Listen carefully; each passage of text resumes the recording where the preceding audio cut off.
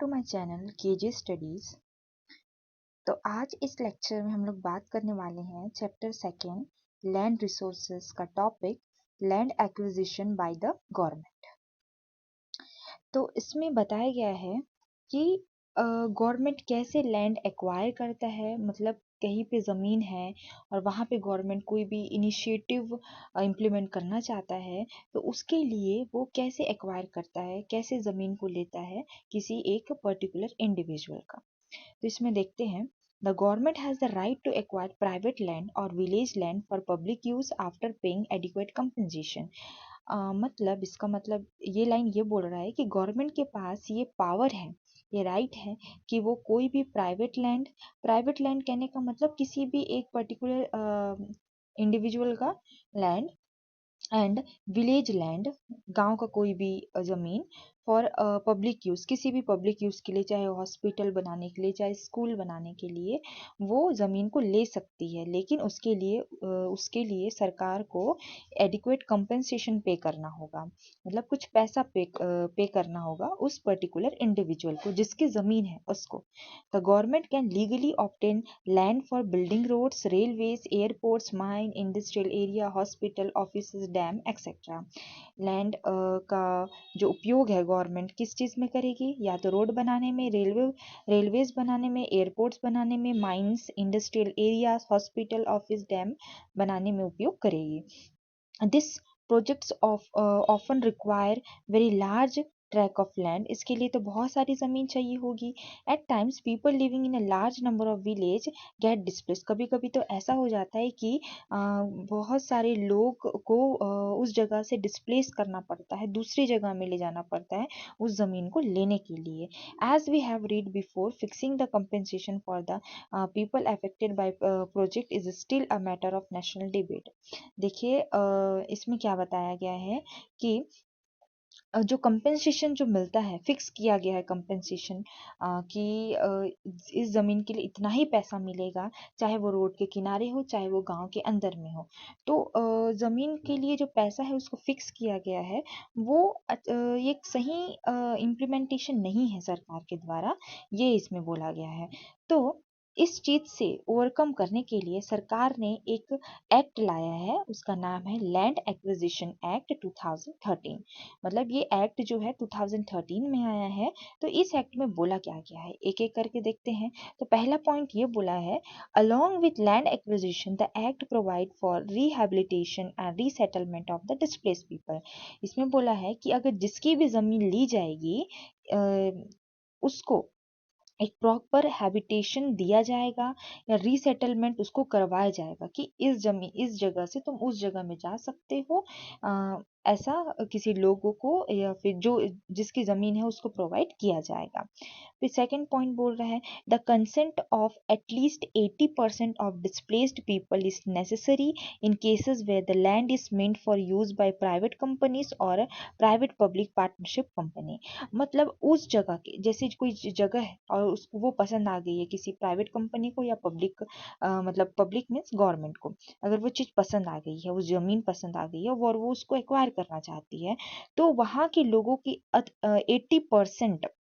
80% consent होना चाहिए कि वो 80% लोग वहाँ के, मान के चलो 100 लोग हैं तो 80 लोग मानना ही चाहिए कि हम ये ज़मीन को देंगे। अगर 80 लोग नहीं मानेंगे, अगर परसेंट के हिसाब से देखें तो 80% लोग अगर नहीं मानेंगे तो वो लैंड को नहीं लिया जाएगा गवर्नमेंट के द्वारा या प्राइवेट कंपनी के द्वारा।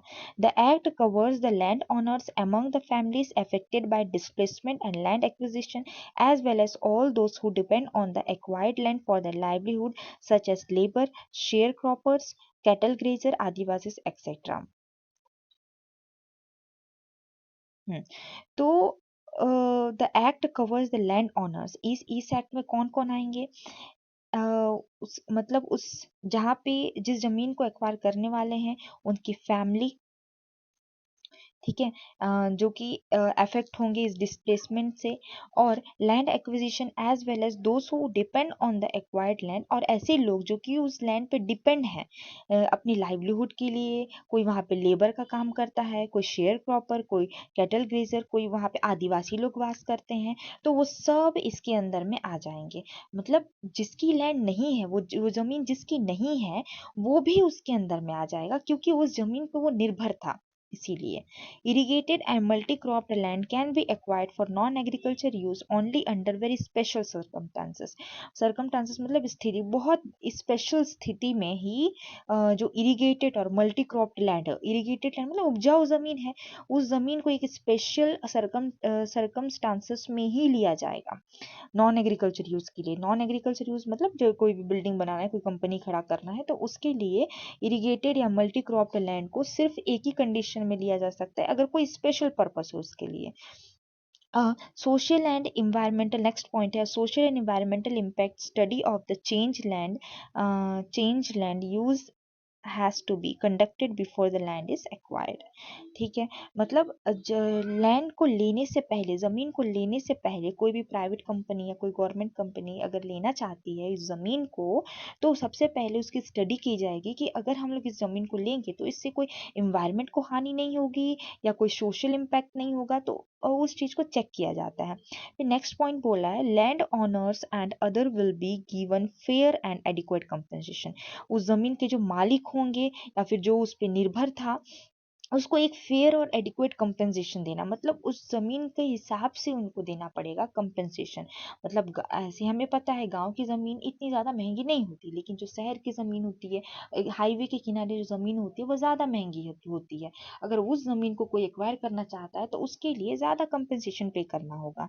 The land can not be used for purpose other than that for which it is acquired. If the land is not utilized within 5 years of acquisition, it will be returned to the original owner। मतलब इसमें ये बोला गया है कि जिस purpose के लिए उस लैंड को लिया गया है, अगर वो काम नहीं किया गया तो विदिन 5 साल के अंदर में उसको दोबारा उस लैंड को वापस कर दिया जाएगा। It will be return to the original owners, उस ओनर को रिटर्न कर दिया जाएगा। The ownership of land can not be transferred without the permission of government. जो ओनरशिप है वो जमीन का, वो गवर्नमेंट के परमिशन के बिना ट्रांसफ़र नहीं किया जाएगा। गवर्नमेंट का परमिशन मस्ट है कोई भी लैंड को एक्वायर करने के लिए या उस पर कब्जा करने के लिए। तो ये लैंड एक्विजिशन एक्ट 2013 में इतने पॉइंट्स आते हैं, और ये पॉइंट्स को अंडरस्टैंड करना बहुत ज़्यादा इम्पोर्टेंट था, तो मैंने जितना हो सका मैंने इसको समझाने की कोशिश की है। फिर आगे के जो टॉपिक्स हैं आगे के आने वाले लेक्चर्स में देखेंगे। तो आज के लिए इतना ही। Thank you.